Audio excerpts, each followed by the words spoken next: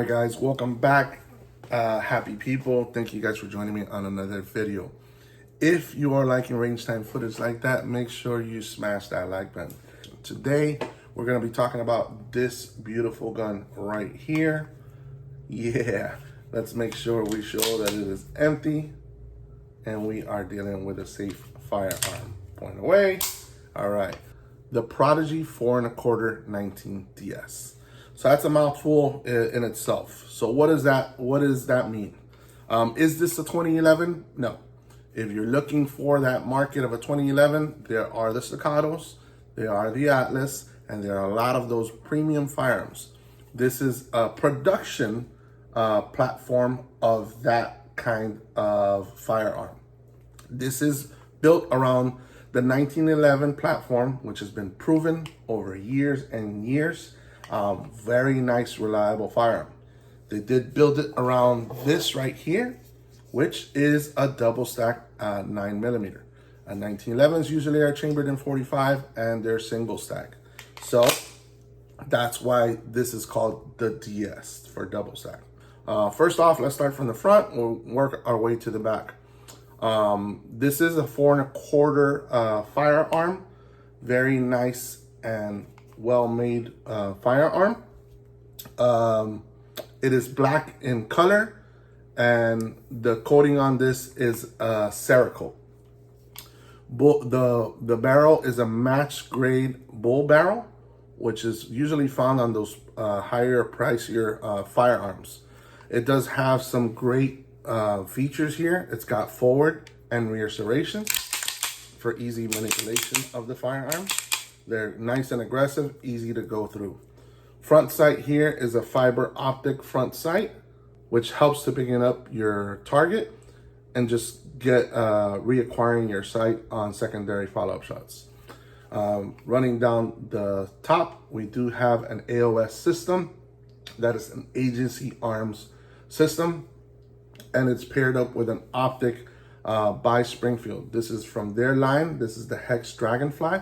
We're not going to go into too much of that because we are making another video just on this particular optic.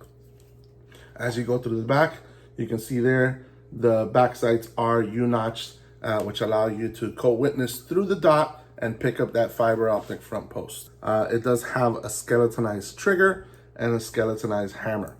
Ambidextrous controls here for safety. You have it here on the right, and you have it here on the left. It doesn't have ambi magazine release, but it does have some checkering in there, so allow you to drop those mags quite freely. All right.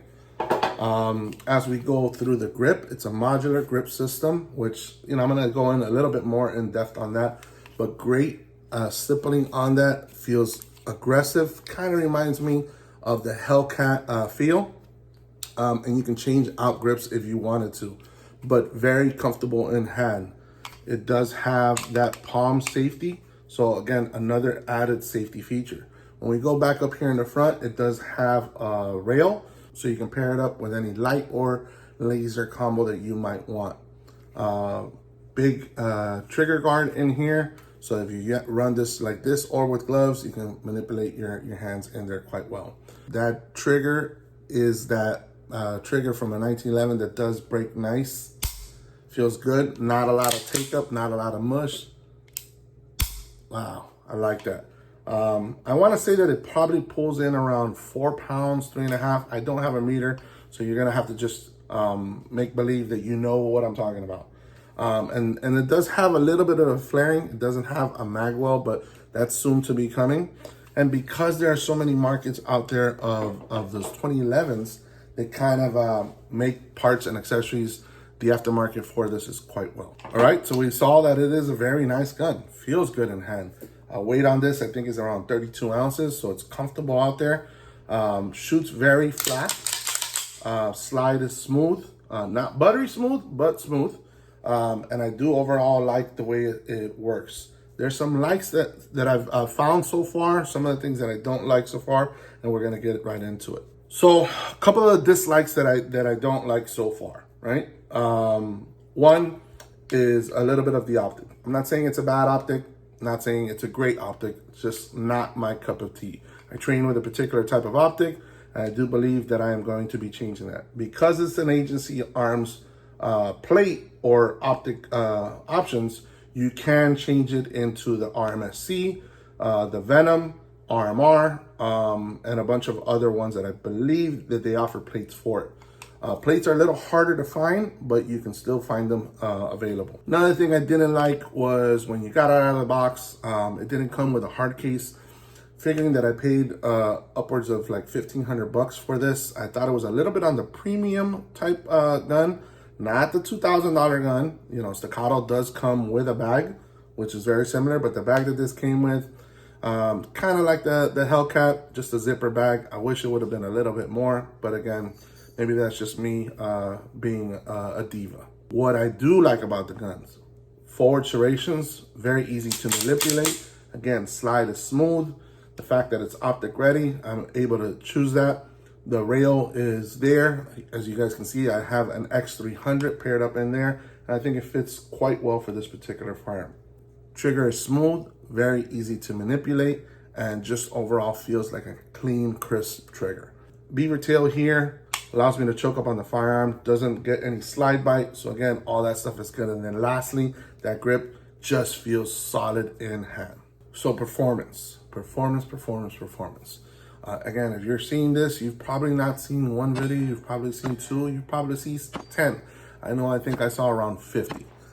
Performance, there's videos in there that swear by this gun, best gun that they can be.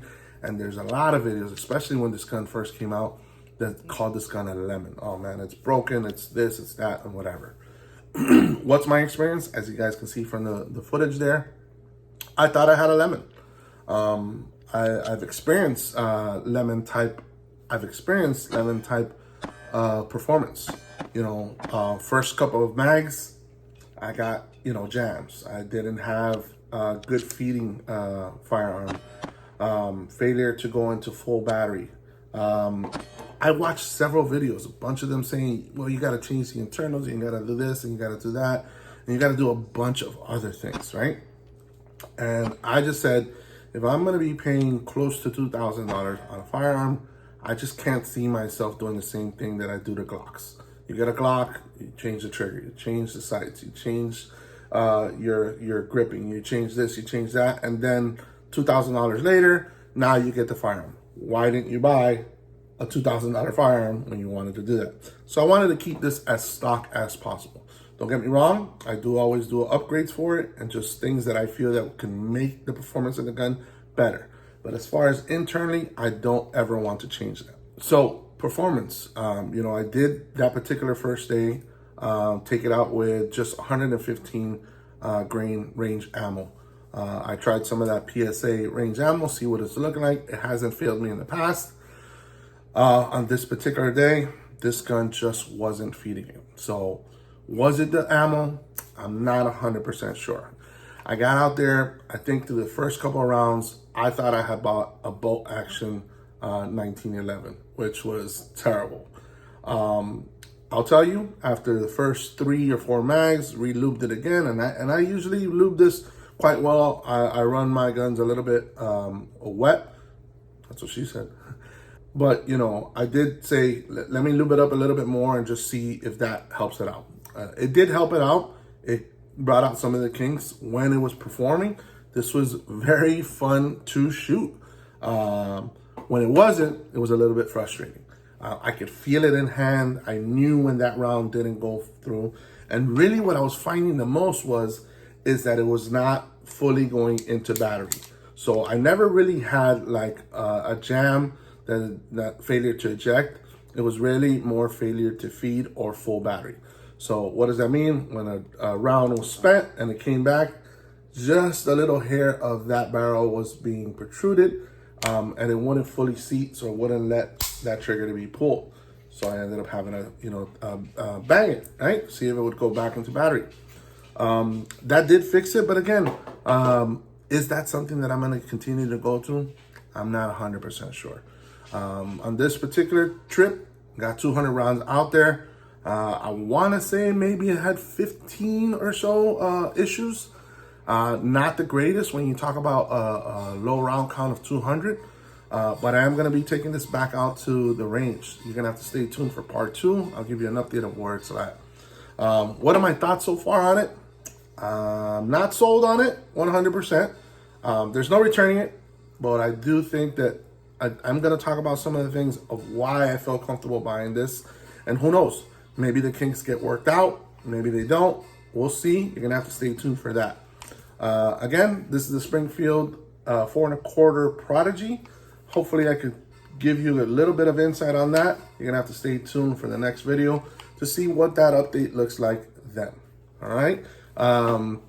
Until next time, guys, make sure you go out there, stay safe, continue to train, and I will see you guys later.